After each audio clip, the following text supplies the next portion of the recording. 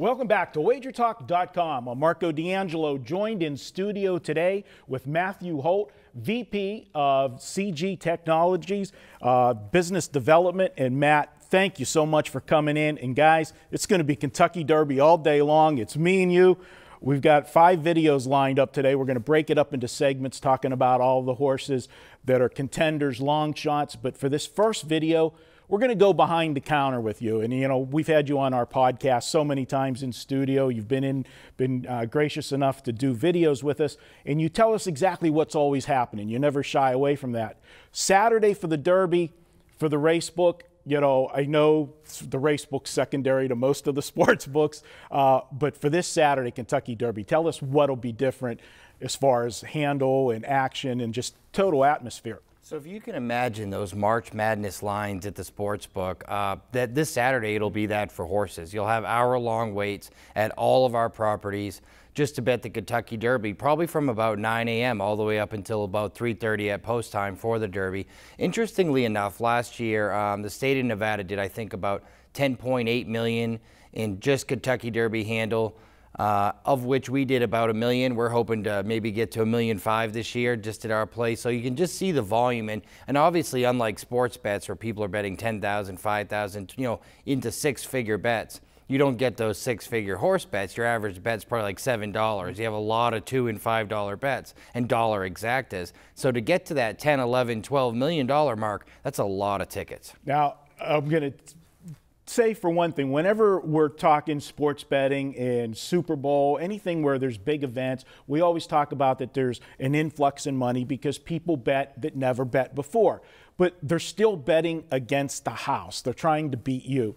Whenever you're betting the Kentucky Derby, and this is why I think this is one of the best values for a sharp, knowledgeable bettor, because you're going to get an inflated wagering pool. And unlike sports betting, we're not betting against you. You're making your cut no matter who wins, whether it's an odds-on favorite or somebody that just blows up the tote board. You get a set percentage from the Racing Commission. Here, we get to beat the other bettors. And there's going to be so many people, and I hate to use it, and the kindest phrase I can use is use the poker term. There's dead money in the pool, and that inflates everything. You can get 2 stone-cold favorites, sometimes run 1-2 in an exacta, that on a given day at a normal track could be a $10, $12 exacta, but on Kentucky Derby Day, it's $26, $28 because there's so much more money in the pool. Would you agree with that assessment? Absolutely.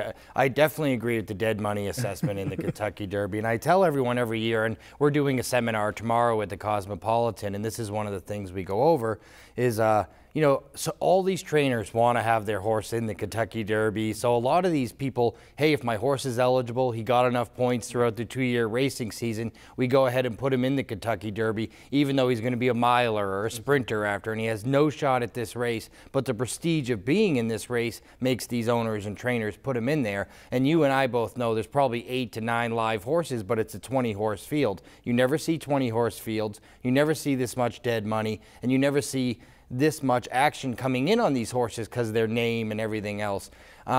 Uniquely, this is the one time of a big event where, as a sportsbook operator, we're rooting for the favorite to come in because we know that probably means the most tickets will cash. People have money in their pocket and spend it again in the casino or the sportsbook.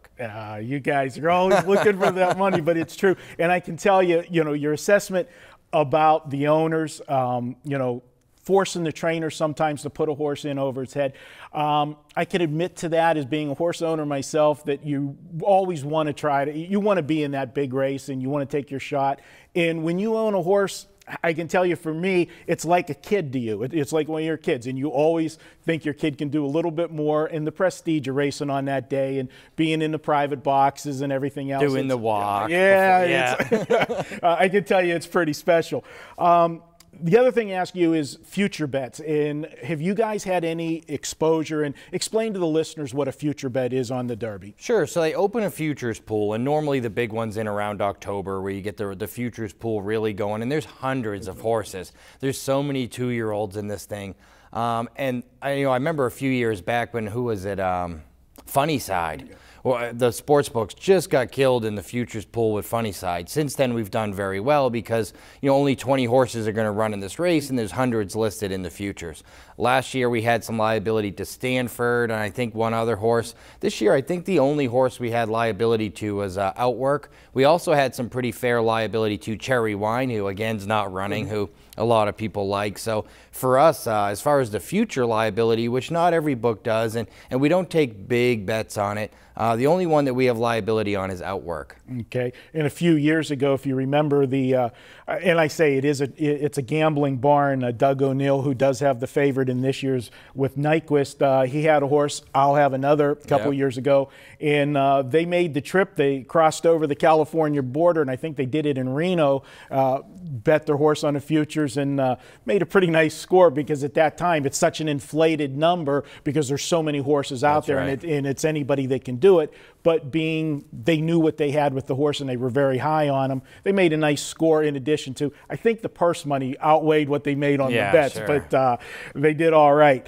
That's going to wrap up this first one video. We're going to come back and we're going to break down the horses in the other videos in different groups. But I want to remind everybody that at Wager Talk, if you want to come on board, weekend all access. You can get Thursday through Monday. All of our plays, pick your favorite capper and get all of his plays. And guys, if you want to get my plays this week, it will include my Kentucky Derby selections. We're going to preview the Derby for you here, but I'll give my actual betting strategies, how I am personally playing the race on Saturday. That'll be part of the package in the weekend all access, only at wagertalk.com. We'll be back with more.